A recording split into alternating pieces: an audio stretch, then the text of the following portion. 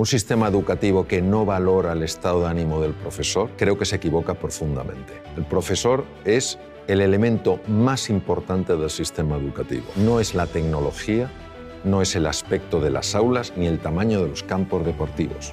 Es el profesor. Y si un profesor ha perdido el ánimo, ánimo es alma, se ha desanimado, es importante ayudar a esa persona a que recupere el ánimo porque, primero, es una profesión importantísima. Segundo, porque lo necesita para estar bien y lo necesita para enseñar bien. E igual pasa con el alumno. Si un alumno ha perdido el ánimo, es muy difícil que pueda captar nada. ¿Por qué es tan importante? Nosotros somos hijos de Descartes. Y Descartes, filósofo del siglo XVII, padre de la filosofía racionalista, obviamente fue un hombre muy brillante. Sin embargo, dijo algo que penetró mucho en el inconsciente colectivo y vivimos de acuerdo a aquello. Él hablaba de que había procesos mentales, res cogitans, y elementos físicos corporales, res extensa, y que no se comunicaban prácticamente. Esto nos ha llevado a pensar que el aprendizaje, el conocimiento, pues es una cosa fundamentalmente intelectual, cognitiva, y el elemento emocional era un tema de pasada. Si estabas a gusto, bien, pero tampoco afectaba.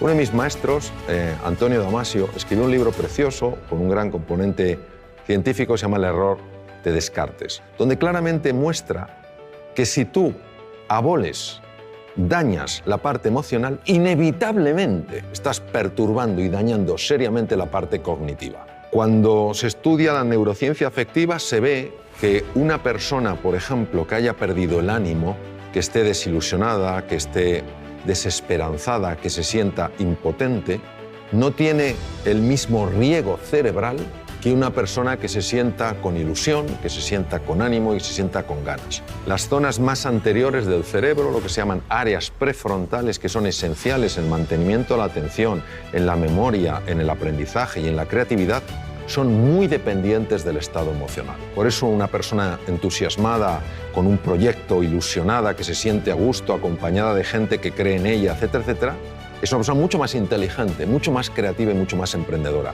La misma persona, si le cae el ánimo, si se siente incapaz, etcétera, no importa si es capaz o no, no ejercitará esas capacidades porque las tiene abolidas. El cuidado del ánimo, del estado de ánimo, en alumnos y profesores es clave. Pues a veces nos embelesa la tecnología y está muy bien la tecnología. El elemento esencial siempre será el profesor y su relación con el alumno.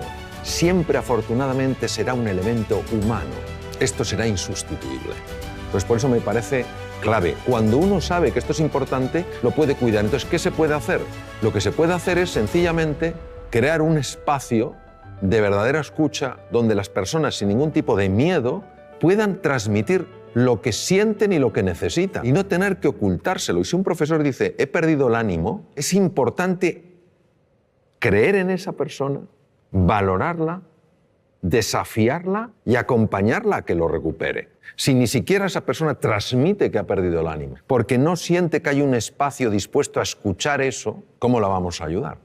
Si un alumno en un momento determinado se siente desanimado, qué importante es que pueda transmitírselo a un profesor para que le ayude. Tenemos un concepto absolutamente obsoleto de lo que es la inteligencia, lo que es la creatividad. Creemos que son capacidades fijas. El propio Daniel Goleman hizo un estudio en un barrio de Boston. Yo ejercí como cirujano en Boston. Un barrio que se llama Roxbury, que es un barrio muy complicado.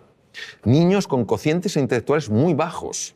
Empezó a ilusionarles, empezó a motivarles, empezó a hacerles creer en sí mismos y en sus posibilidades. Pasado unos meses les volvieron a hacer un test de cociente intelectual que lo lógico es que hubieran sacado la misma puntuación y algunos sacaron 20 puntos más. Entonces lo que no podemos es creer que el ser...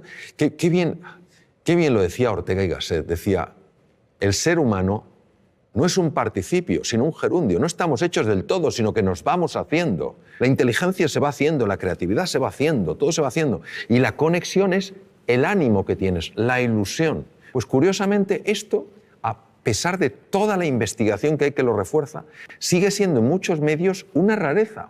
Es como una conversación que no se tiene. Parece que estamos en el siglo XVII, que hemos avanzado mucho tecnológicamente, pero no tenemos el tipo de conversación que a lo mejor podríamos tener para tocar temas de esta envergadura. Y no hay nadie que no tenga momentos con el ánimo caído y necesite que alguien le ayude a levantarlo. Si lo podemos expresar con confianza, si podemos abrir nuestra vulnerabilidad sin sentirnos en peligro, es que todos ganamos.